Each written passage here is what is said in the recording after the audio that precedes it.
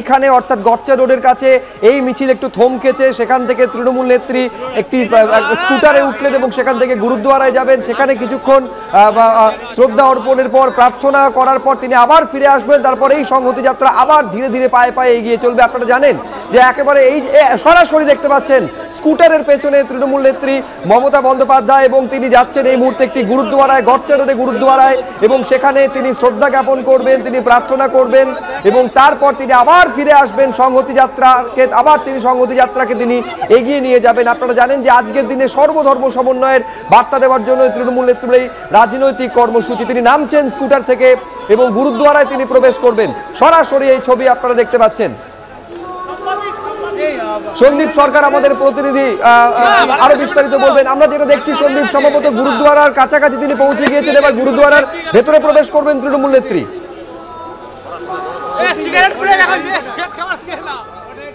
একেবারেই তাই, মুখ্যমন্ত্রী এই মুহূর্তে এসে পৌঁছেছেন সংহতি যাত্রা নিয়ে গড়চা রোডে, এবং এই গড়চা মোড়ে একটি গুরুদ্বারা রয়েছে যেটা হাজরা রোড থেকে কিছুটা ভেতরে, সেখানে তিনি এই মুহূর্তে মোটরসাইকেলে করে তিনি পৌঁছেছেন এবং সেখানে তিনি কিছুটা সময় কাটাবেন এবং সেখানে তিনি তার শ্রদ্ধা জানাবেন এবং তারপরে শ্রদ্ধা জানানোর পর তারপরে তিনি আবারও ফিরে আসবেন। তারপর সংহতি যাত্রা আবারও বালিগঞ্জ ফাঁড়ির দিকে এগিয়ে যাবে। এই মুহূর্তে সংহতি যাত্রা কিন্তু থমকে রয়েছে হাজরা রোডের ওপরে গড়চা মোড়ে। আমরা দেখতে পাচ্ছি যে মুখ্যমন্ত্রী আগে থেকেই এটা ঘোষিত কর্মসূচি ছিল যে তিনি প্রথমে কালীঘাট মন্দিরের পরে তিনি যাবেন গুরুদ্বারাতে এবং সেই মতো সব ব্যবস্থাপনা ছিল এবং মোটরসাইকেলে করে তিনি গুরুদ্বারার দিকে রওনা হয়েছেন। ধাপে ধাপে কিন্তু আমরা দেখতে পাচ্ছি যে আজকের এই সংহতি যাত্রা তা সর্বধর্ম সমন্বয়ের একটা বার্তা তিনি দিতে চাইছেন এবং সেই বার্তার কারণেই কিন্তু প্রথমে মন্দির, তারপর গুরুদ্বারা, এরপরে ধাপে ধাপে চার্চে যাবেন তিনি, তারপর সবশেষে মসজিদে প্রার্থনা করে তারপরে তিনি বক্তব্য রাখবেন পার্ক সার্কাস ময়দান থেকে। ফলে আজকের এই কর্মসূচি অবশ্যই আমরা রাম মন্দিরের উদ্বোধন এবং রাম মন্দিরের প্রাণ প্রতিষ্ঠার যে অনুষ্ঠান দেখেছি, তারপরই আজকের এই কর্মসূচি মুখ্যমন্ত্রী মমতা বন্দ্যোপাধ্যায় যাতে সামিল হয়েছেন তৃণমূল কংগ্রেসের সর্বোচ্চ নেতৃত্বের প্রায় প্রত্যেকে, অভিষেক বন্দ্যোপাধ্যায় রয়েছেন সমস্ত মন্ত্রী, বিধায়ক, সাংসদদের মধ্যে বেশিরভাগ তারা সকলেই কিন্তু আজকের এই মিছিলে পা মিলিয়েছেন।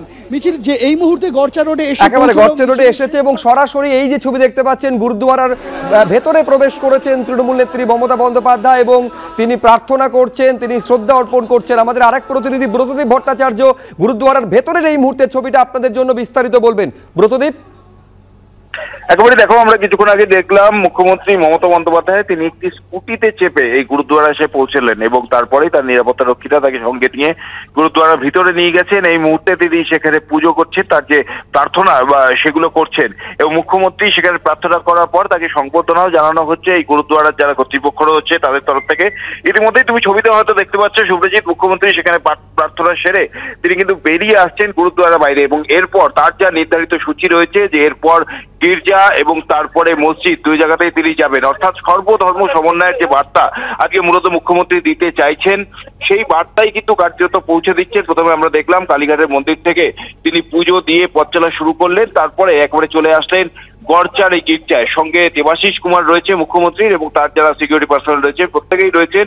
একেবারে এই গুরুদ্বারাকে আগে থেকেই খালি করে রাখা হয়েছিল, নিরাপত্তা বলা করে মুড়ে ফেলা হয়েছে যাতে কোনো রকম বহিরাগতরা কেউ প্রবেশ না করতে পারে, সেই ব্যবস্থা করে রাখা হয়েছে। শুধুমাত্র এই গুরুদ্বারার যারা কর্তৃপক্ষ রয়েছেন তার সঙ্গে যুক্ত যারা তারাই এখানে অ্যালাউড। এই মুহূর্তেই দেখতে পাচ্ছ সেই ছবি, মুখ্যমন্ত্রী পায়ে হেঁটে গুরুদ্বারা থেকে বেরোচ্ছেন এবং কিছু সামনেই তার স্কুটি রাখা হয়েছে, সেই স্কুটিতে চেপে এরপর তার যে নির্ধারিত পথ রয়েছে অর্থাৎ এই গড়চা রোড দিয়ে তিনি সোজা চলে যাবেন। এরপর যে কর্মসূচি রয়েছে যে একটি গির্জা এবং তারপর একটি মসজিদে যাবেন এবং তারপর পাঁচ টাকাতে যে সেখানে যে সভা হওয়ার কথা রয়েছে সেই অনুযায়ী তার কিন্তু গন্তব্য থাকবে। আমরা দেখতে পাচ্ছি যে মুখ্যমন্ত্রী তিনি সেই স্কুটিতে চড়ছেন এবং যে সমস্ত পুলিশ কর্মীরা রয়েছেন তার সঙ্গে তাকে অ্যাকম্পানি করছেন। এখান থেকে বেরিয়েই একেবারে তিনি সরাসরি চলে যাবেন এরপর একটি গির্জায় এবং তারপর একটি মসজিদে।